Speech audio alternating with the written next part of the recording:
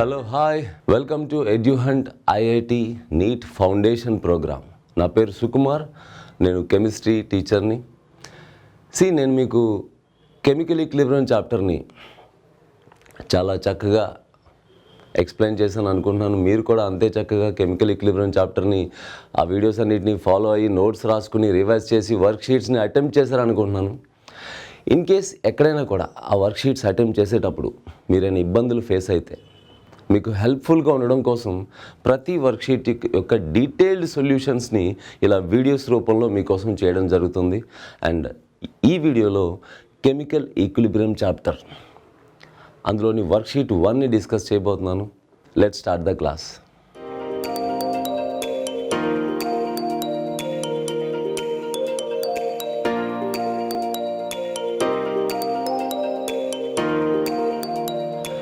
Let's see the question number 1.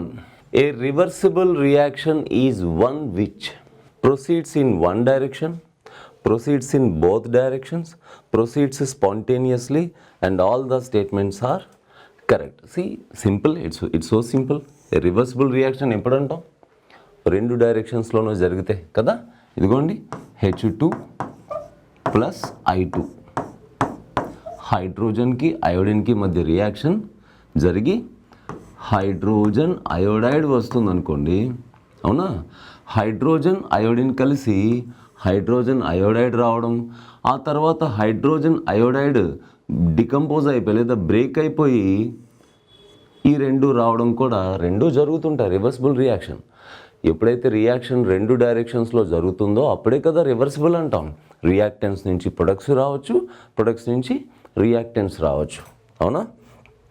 Yes. Next, which of the following is characteristic of a reversible reaction? Which of the following is a characteristic of reversible reaction? Number of moles of reactants and products are equal. It can be influenced by catalyst. It can never proceed to completion and none of the above are. So first option check cheyandi. Number of moles of reactants products are equal. అది ఎప్పుడు అవ్వదు, అవ్వాలని కూడా లేదు. అవ్వచ్చు, అవ్వకపోవచ్చు. ఎట్లా? For suppose నేను ఒక రియాక్షన్ తీసుకు N2 plus H2 reversible NH3 అని, ఓకేనా? N2 plus H2 gives rise to NH3 అని. ఫర్ సపోజ్ ఇప్పుడు నేను 1 మోల్ తీసుకున్నాను అనుకోండి, nitrogen 1 mole and hydrogen 3 mole. యాక్చువల్గా స్టైక్యోమెట్రీ ప్రకారం ఈ రెండు 1:3 రేషియోలో రియాక్ట్ అవుతున్నాయి కదా.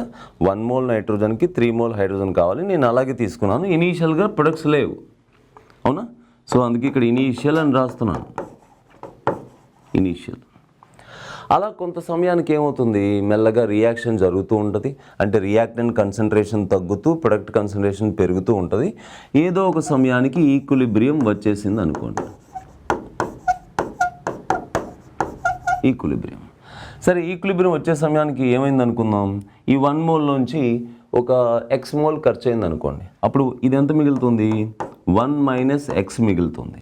అప్పుడు అది 3 మైనస్ 3X మిగులుతుంది. ఎందుకు చెప్పండి? నైట్రోజన్ 1 మోల్ ఖర్చు అయితే హైడ్రోజన్ 3 మోల్ ఖర్చు అవ్వాలి. అలాంటప్పుడు నైట్రోజన్ X మోల్ ఖర్చు అయితే హైడ్రోజన్ 3X మోల్ ఖర్చు అవ్వాలి కదా, అవునా? అలాగే మరి ప్రొడక్ట్ అమోనియా ఎంత వస్తుంది? ఇక్కడ స్టైక్యోమెట్రీ చూడండి. నైట్రోజన్ 1 మోల్ ఖర్చు అయితే అమోనియా 2 మోల్ వస్తుంది. మరి నైట్రోజన్ X మోల్ ఖర్చు అయితే అమోనియా 2X మోల్ వస్తుంది కదా, అవునా? సో ఈ కేసులో ఏమైంది, రియాక్టెంట్స్ అందరి మోల్స్ సేమ్ అయితే లేవు కదా. ఇది 1 మైనస్ X, అది 3 మైనస్ 3X, అది 2X, అవునా? డిఫరెంట్ మోల్స్ ఉండొచ్చు. కొన్నిసార్లు ఆయన తీసుకున్న ఎగ్జాంపుల్ బట్టి అండ్ రియాక్షన్ ఈక్విలిబ్రియం వచ్చిన టైం బట్టి అట్ ఈక్విలిబ్రియం అన్ని సేమ్ మోల్స్ కూడా ఉండొచ్చు, మనం చెప్పలేం. అంటే ఈ రియాక్టెంట్ ఎంత మిగిలిందో ప్రొడక్ట్ అంత రావచ్చు. ఒక హైపోథెటికల్ రియాక్షన్ తీసుకుంటాను, ఏ రివర్సిబుల్ బి అంటాను. లెట్స్ స్టార్ట్ విత్ 1 మోల్ ఏ. ఇనీషియల్గా ప్రొడక్ట్ లేదు. ఈక్విలిబ్రియం వచ్చే సమయానికి ఈ 1 మోల్ నుంచి హాఫ్ మోల్ ఖర్చు అయింది అనుకోండి. అప్పుడు ఇది 1 మైనస్ 0.5 అంటే ఏ అనేది 0.5 మిగిలింది. అండ్ ప్రొడక్ట్ ఎంత వస్తుంది చూడండి. స్టైక్యోమెట్రీ ప్రకారం ఏ 1 మోల్ ఖర్చు అయితే బి 1 మోల్ రావాలి కదా, మరి 0.5 మోల్ ఖర్చు అయితే బి 0.5 మోల్ రావాలి. ఇప్పుడు ఈ కేసులో ఏమైంది, ఈక్విలిబ్రియం దగ్గర రియాక్టెంట్ ఎన్ని మోల్స్ ఉందో ప్రొడక్ట్ అన్ని మోల్స్ ఉంది, అవునా? సో దీన్ని బట్టి ఏం చెప్పొచ్చు, ఆ first option number of moles of reactants products are equal అన్నారు. అది కొన్ని సందర్భాల్లో అవుతుంది, కొన్ని సందర్భాల్లో అవ్వదు. మన క్వశ్చన్ ఏంటి, which of the following is the characteristic of a reversible reaction. Reversible రియాక్షన్లో reactant moles products moles same ఉండాలని లేదు. అండ్ రెండోది, it can be influenced by catalyst. ఆ ఆప్షన్ కూడా కెటలిస్ట్ వల్ల మనం చెప్పుకున్నాం. నేను ఫ్యాక్టర్స్ ఎఫెక్టింగ్ ఈక్విలిబ్రియం అని చెప్పినప్పుడు కెటలిస్ట్ గురించి చెప్పాను. కెటలిస్ట్ వల్ల ఈక్విలిబ్రియం త్వరగా వస్తుంది, ఓకేనా, కానీ అదే ఈక్విలిబ్రియం వస్తుంది, అవునా? సో ఆప్షన్ మనం తీసేయచ్చు. And it can never proceed to completion. ఇది కరెక్ట్ అనమాట. ఒక reversible reaction never proceed to completion. ఎందుకని, రియాక్టెంట్స్ మెల్లగా తగ్గుతూ ఇదిగో ఈ సమయానికి ఈక్విలిబ్రియం వచ్చేసింది అనుకోండి, అంతే. వన్స్ ఈక్విలిబ్రియం వచ్చాక ఫార్వర్డ్ రియాక్షన్ బ్యాక్వర్డ్ రియాక్షన్ ఒకే స్పీడ్తో జరుగుతుంటాయి. దానివల్ల ఏమవుతుంది, ఈక్విలిబ్రియం వచ్చే సమయానికి రియాక్టెంట్స్ ఎంత ఉన్నాయో ప్రొడక్ట్స్ ఎంత ఉన్నాయో అవి అలా ఉండిపోతాయి. అండ్ ఫార్వర్డ్ బ్యాక్వర్డ్ జరుగుతూ ఉంటుంది, ప్రొడక్ట్స్ పెరగవు, రియాక్టెంట్స్ తగ్గవు. అలాంటప్పుడు రియాక్షన్ కంప్లీట్ ఎప్పుడు అవుతుంది, కంప్లీట్ అవడం అంటే ఏంటి, మొత్తం రియాక్టెంట్ అంతా జీరో అయిపోయి ప్రొడక్ట్గా కన్వర్ట్ అయిపోవాలి. సో అది జరగదన్నమాట జనరల్ రివర్సిబుల్ రియాక్షన్లో. So it can never proceed to completion. దీనికి కరెక్ట్ ఆప్షన్ 3 అవుతుంది, ఓకేనా?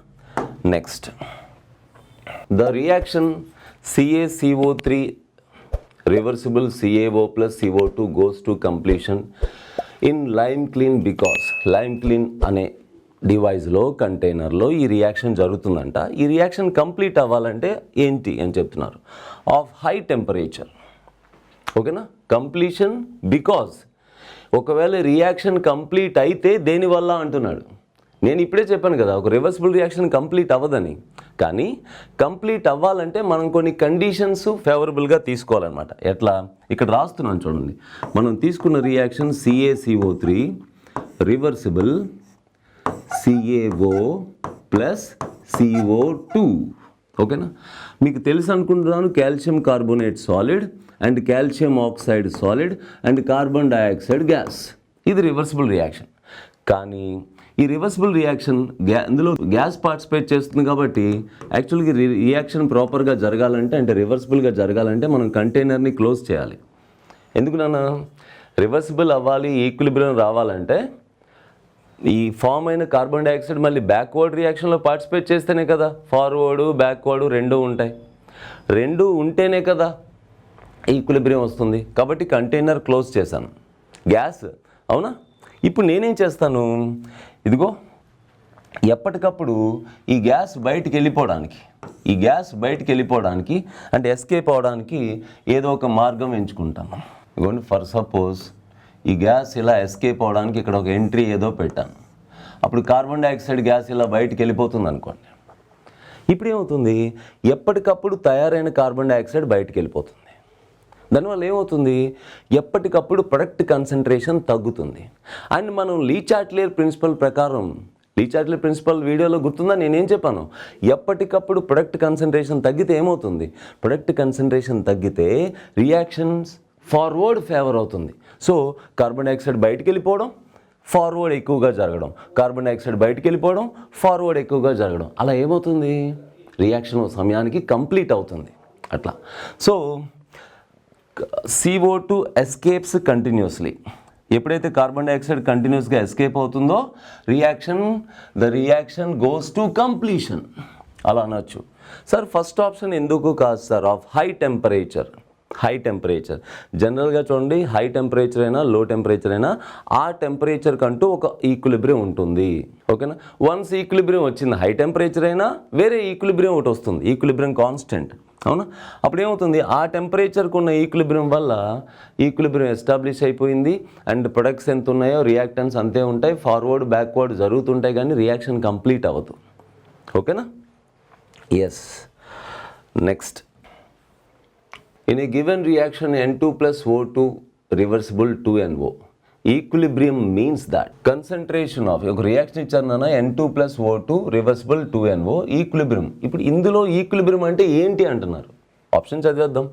కన్సన్ట్రేషన్స్ of reactants is changing whereas concentrations of products is constant. No, అలా ఎప్పుడు చెప్పుకోలేదు మనం. ఈక్విలిబ్రియం దగ్గర రియాక్టెంట్ కన్సన్ట్రేషన్, ప్రొడక్ట్ కన్సన్ట్రేషన్ రెండూ మారుతూనే ఉంటాయి.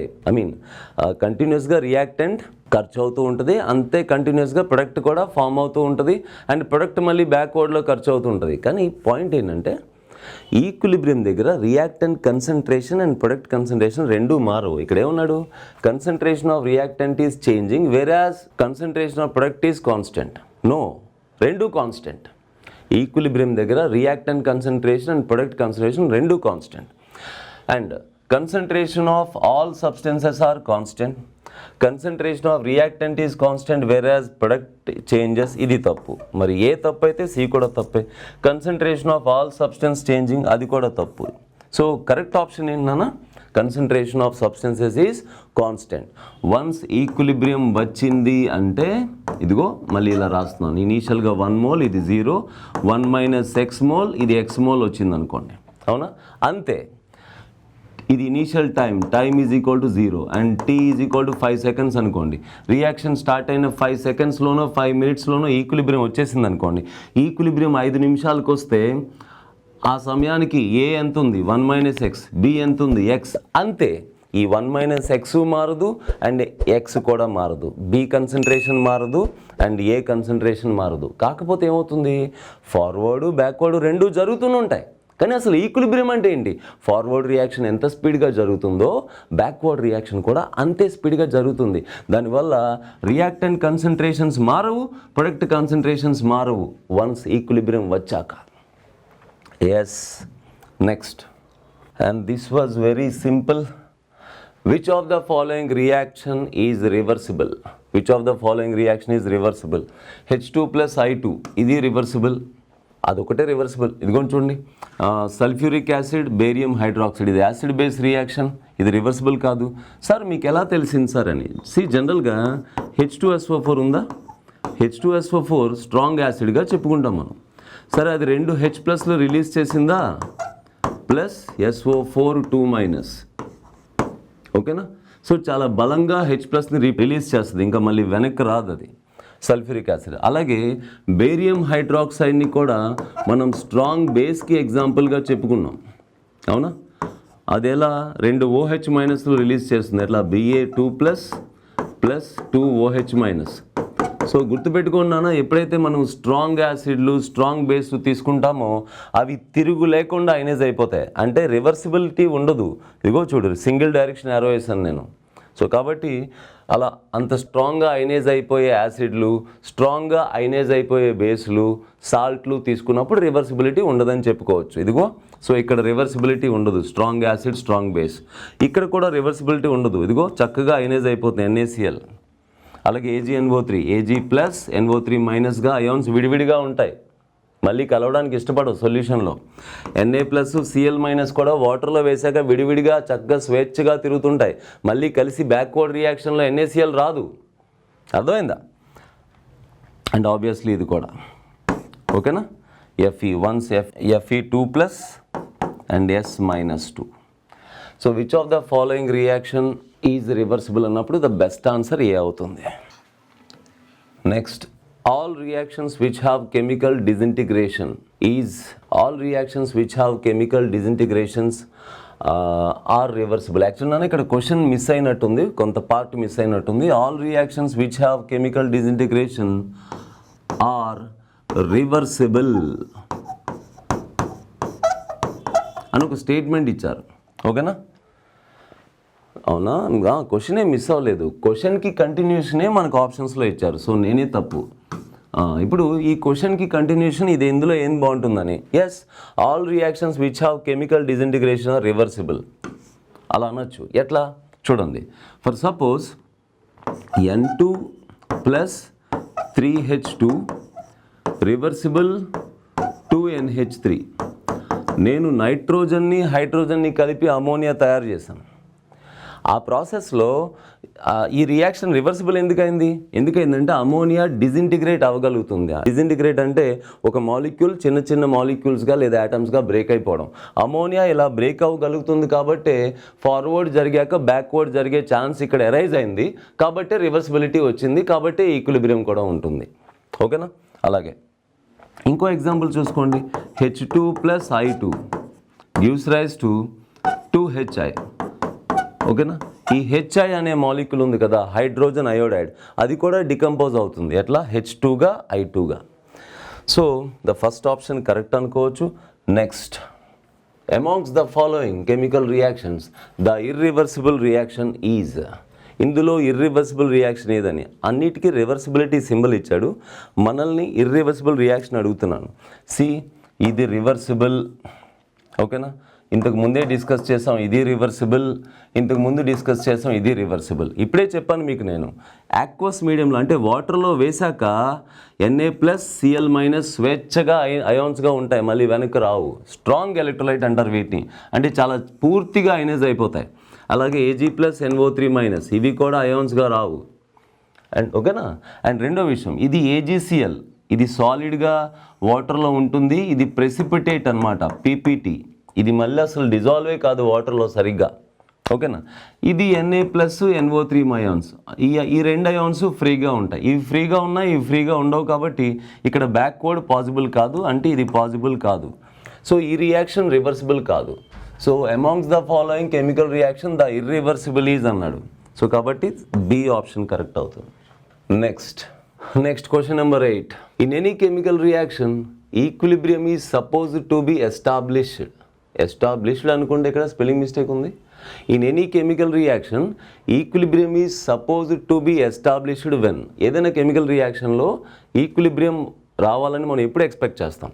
Mutual opposite reactions undergo, concentrations of reactants and resulting products are equal. ఇది ఎప్పుడూ అవదు. రియాక్టెంట్ కన్సన్ట్రేషన్స్, ప్రొడక్ట్ కన్సన్ట్రేషన్స్ ఇంత ఉంటే లేదా అంత ఉంటే లేదా ఈక్వల్ ఉంటేనే ఈక్విలిబ్రియం వస్తుందని కండిషన్ ఎప్పుడూ లేదు, కాబట్టి అది తప్పు. And velocity of mutual reactions becomes equal. Yes, ఇది correct. And the temperature of the mutual opposite reactions become equal, అది కూడా కాదు. అండ్ రెండో విషయం చెప్పనా, ఈ ఫోర్త్ ఆప్షన్ చాలా చాలా తప్పు. The temperature of mutual opposite reactions become equal అంటే రివర్సిబుల్ రియాక్షన్లో ఫార్వర్డ్ రియాక్షన్కి ఒక టెంపరేచరు, బ్యాక్వర్డ్ రియాక్షన్కి ఒక టెంపరేచర్ ఉండదు, మొత్తం రియాక్షన్కి ఒకే టెంపరేచర్ ఉంటుంది. కాబట్టి ఫోర్త్ ఆప్షన్ చాలా రాంగ్. ఫస్ట్ ఆప్షన్ ఏమన్నారు? Mutual opposite reactions undergo. Mutual opposite reaction అంటే ఫార్వర్డ్ రియాక్షన్ ఉంది, బ్యాక్వర్డ్ రియాక్షన్ ఉంది. ఫార్వర్డ్ బ్యాక్వర్డ్ రియాక్షన్ ఉన్న ప్రతిసారి ఈక్విలిబ్రియం రాదు కదా. ఈక్విలిబ్రియం వచ్చిందని మనం ఎప్పుడు అంటాం? ఎప్పుడైతే ఫార్వర్డ్ రియాక్షన్ యొక్క స్పీడ్ బ్యాక్వర్డ్ రియాక్షన్ యొక్క స్పీడ్ ఈక్వల్ అవుతాయో. ఇక్కడ థర్డ్ ఆప్షన్ చూడండి, velocity of mutual reactions become equal. Forward reaction ఎంత స్పీడ్గా జరుగుతుందో బ్యాక్వర్డ్ రియాక్షన్ కూడా అంతే స్పీడ్గా జరుగుతుంటే ఆ సిచ్యువేషన్ని, ఆ స్టేట్ని మనం ఈక్విలిబ్రియం అంటాం. That's so third option is the best answer. So mutual reaction జరిగినంత మాత్రాన ఈక్విలిబ్రియం రాదు. మ్యూచువల్ రియాక్షన్స్ రెండు ఒకే స్పీడ్తో జరగాలి. Moving forward, question number 9. Next 9th question. ఏంటి 9th question? Which of the following conditions represents an equilibrium? Yes, freezing point of ice in open vessel. ఓకేనా? So బిగినింగ్లో కెమికల్ ఈక్విలిబ్రియం చాప్టర్ ఇంట్రడక్షన్లో నేను చెప్పాను, ఫిజికల్ ఈక్విలిబ్రియం గురించి కొన్ని examples చెప్పుకున్నాం. ఏంటి? Freezing of ice in open vessel. అప్పుడేమవుతుంది? Freezing of ice in open vessel అంటే ఐస్ అనేది సాలిడ్ అండ్ వాటర్ లిక్విడ్, అక్కడ వాటర్ సాలిడ్ లిక్విడ్ ఈక్విలిబ్రియం ఉంటుంది, ఫిజికల్ ఈక్విలిబ్రియం. అయితే ఐస్ లిక్విడ్, ఐస్ వాటర్ రెండిటిలోనూ H2O కదా ఉంది. అంటే కెమికల్గా వీళ్ళిద్దరూ సేమ్, ఐస్ అండ్ వాటర్ రెండు కెమికల్గా సేమ్. కానీ ఏంటి? ఐస్ అనేది సాలిడ్ స్టేట్లో ఉంది, వాటర్ అనేది లిక్విడ్ స్టేట్లో ఉంది. కాబట్టి వాళ్ళిద్దరి మధ్య ఉన్న ఈక్విలిబ్రియంని ఫిజికల్ ఈక్విలిబ్రియం అంటాం. ఏదైతే ఈక్విలిబ్రియం ఉంది. అండ్ అఫ్ కోర్స్ ఈక్విలిబ్రియం ఉండాలంటే టెంపరేచర్ కాన్స్టెంట్ ఉండాలి. నెక్స్ట్, ఇది correct. Few drops of water is present along with air in the balloon and temperature of balloon is constant. Yes, అసలు ఈక్విలిబ్రియం ఉండాలంటే temperature of balloon is constant. Next option కూడా చూడండి, temperature of water is constant. Last option చూడండి, అన్ని చోట్ల temperature constant ఇచ్చారు, కానీ ఇక్కడ చూడండి, few drops of water in the present along with air in the balloon. Balloon ఉందంట, బెలూన్లో ఎయిర్ ఉందంటే దాంతోపాటు వాటర్ డ్రాప్స్ ఉన్నాయంట. అప్పుడు ఏమవుతుంది అంటే లిక్విడ్ గ్యాస్ రెండు ఈక్విలిబ్రియంలో ఉన్నాయనే కదా, టెంపరేచర్ కూడా కాన్స్టెంట్ అంటే అక్కడ కూడా ఫిజికల్ ఈక్విలిబ్రియం ఉందన్నమాట. And third option, water is boiling in a open vessel over stove, temperature constant. అంతే, అక్కడేంటి, అక్కడ వాటర్ నుంచి వచ్చే వేపరు అంటే లిక్విడ్ గ్యాసు ఈక్విలిబ్రియంలో ఉంటున్నాయి. ఇవన్నీ కూడా చాప్టర్ బిగినింగ్లో ఫిజికల్ ఈక్విలిబ్రియా అనే టాపిక్లో నేను డిస్కస్ చేశాను, ఒకసారి ఆ వీడియో చూడండి. So all the statements A B C are correct. So మనకి correct answer D option correct answer. అన్నీ కరెక్ట్ కాబట్టి డి కరెక్ట్ అంటున్నాం, ఓకేనా? అన్నీ కరెక్టే కాబట్టి D is the option. Next and question number 10, when rate of forward reaction become equal to rate of backward reaction, that state is termed as. అదేంటి ఇంత సింపుల్గా అడిగారు, ఆ స్టేట్నే కదా ఈక్విలిబ్రియం అంటాం. Forward reaction speed backward reaction speed same అయితేనే కదా equilibrium అంటాం.